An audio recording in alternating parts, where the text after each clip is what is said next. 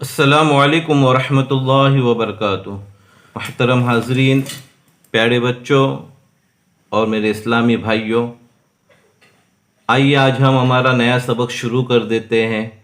اللہ تبارک و تعالیٰ سے میں دعا گو ہوں کہ اللہ تبارک و تعالیٰ ہمیں قرآن پاک صحیح پڑھنے کی نیک توفیق عطا فرمائے۔ بسم اللہ الرحمن الرحیم۔ الف با تا، یہ تا، اور اس سے پہلے ہم نے قا۔ کچھ بچوں سے یہ غلطی ہو جاتی ہے کہ تا اور طا کا تلفظ ایک جیسا نکالتے ہیں، تو میری ادائیگی پہ غور کیجئے کہ یہ تا سا جیم ہا خا دال ذال را، یہ ہے زا۔ بچے اس میں بھی غلطی کر دیتے ہیں کہ زا اور یہ غا میں بھی فرق ہے۔ دیکھیے، غور کیجئے ادائیگی میں کس طریقے سے فرق ہوتا ہے۔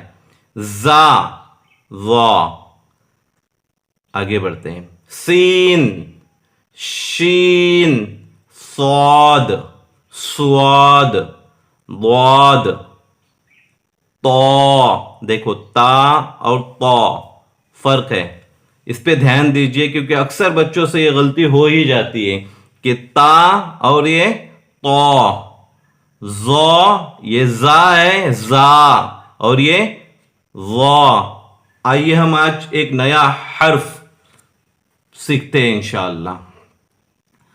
عین عین عین عین عین عین، اس کی بھی ادائیگی حلق سے ہوتی ہے، جیسے کہ ہا اسی طریقے سے عین، زا طا شین ذال سین را ضاد ہا۔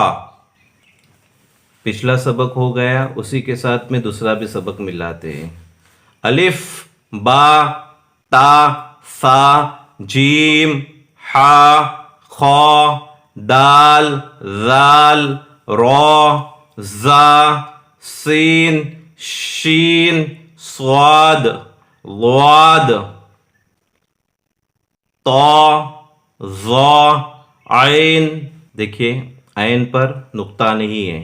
غین کی پہچان یہ ہے کہ اس کے اوپر ایک نقطہ آ گیا ہے، تو اس کی پہچان یہ ہو گئی کہ اس کو کیا پڑھا جائے گا؟ غین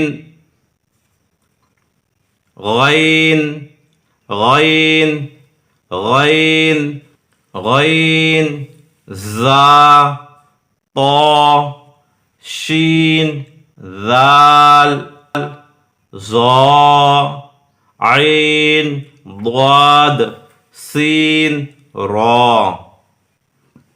آج ہمارے دو سبق ہم نے ایک ساتھ پڑھ لیے۔